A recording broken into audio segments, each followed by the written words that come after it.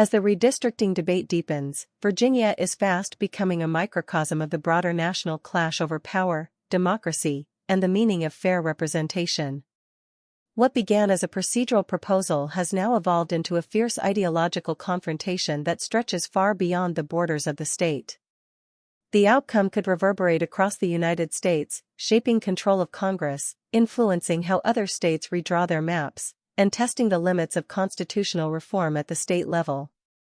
Inside the Virginia Capitol, the atmosphere has grown increasingly tense. Lawmakers, strategists, and lobbyists are working late into the night, anticipating heated hearings once the special session begins. Party leaders have begun circulating draft proposals and legal analyses behind closed doors, seeking to ensure the plan is constitutionally sound and politically defensible. "We know this will face immediate challenges in court," one Democratic strategist admitted. "We're preparing for that. But we also know we can't afford to sit still while Trump's allies rewrite democracy in other states." The Republican response has been equally forceful. GOP leaders in Richmond have accused Democrats of hypocrisy and warned that any attempt to bypass the bipartisan commission would provoke a voter backlash.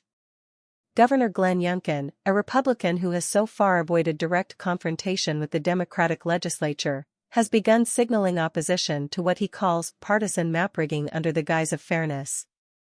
While Youngkin has limited formal power over constitutional amendments, his political influence could sway public opinion, especially among moderates and independents.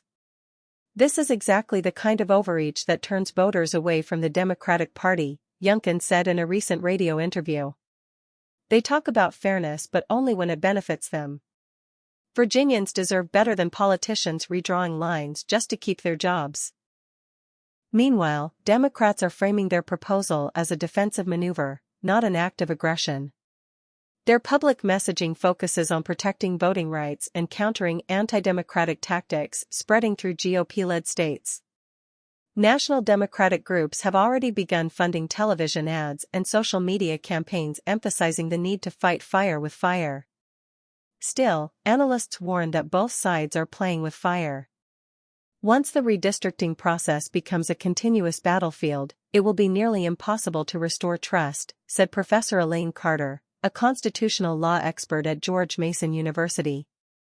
"We're seeing the breakdown of the post-census norm, the idea that districts are set for 10 years. If this continues, every shift in power could bring a new map, turning democracy into a perpetual tug-of-war." Outside the halls of power, grassroots organizers are mobilizing. Progressive groups like Fair Vote Virginia and Indivisible Richmond are encouraging citizens to attend legislative hearings and demand transparency in the redistricting process. Meanwhile, conservative organizations, including the Virginia Freedom Caucus, are calling for protests at the Capitol, denouncing what they describe as an attempted power grab by the radical left. The debate has also sparked renewed discussion about the role of independent redistricting commissions. When Virginia voters approved the bipartisan commission in 2020, many hailed it as a historic step toward depoliticizing elections.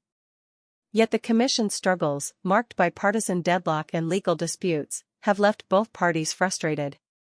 Some Democrats now argue that the commission model, while well-intentioned, is too rigid to respond to the current wave of partisan manipulation happening elsewhere. "Trump and the Republicans aren't playing by the old rules," said Delegate Karen Vaughn, a leading proponent of the redistricting effort. "They've turned the map-making process into a weapon. We have to adapt, or we'll lose our voice in Congress. This is about defending democracy, not undermining it." However, public sentiment remains fragile. Many Virginians, particularly in suburban and rural areas, view the proposal with skepticism. In town halls and community meetings, citizens have voiced concerns that both parties are prioritizing political advantage over good governance. "People are tired of politicians treating voters like chess pieces," said Michael Torres, a voter from Fredericksburg. "We want fair maps, not endless power games." Despite the controversy, few doubt the historical significance of what's unfolding. Should Virginia Democrats succeed in advancing the amendment, it would represent the first time in decades that a major U.S. state has sought to alter congressional lines mid-decade for strategic reasons. That precedent could trigger a domino effect, emboldening Democrats in states like Colorado, Oregon, and New York to follow suit. As the special session approaches, national media outlets and political donors are converging on Richmond, recognizing that the battle over Virginia's congressional map is no longer just about 11 districts, it's about who will shape America's political landscape for the next decade. The clash has become a test of endurance, strategy, and conviction, one that will determine not just who holds power, but how power itself is defined in an increasingly divided republic. Whether Virginia's gamble will succeed remains uncertain. But one thing is clear, the fight over redistricting has evolved into a defining struggle for the future of American democracy, a battle where every boundary, literal and ideological, is now up for negotiation.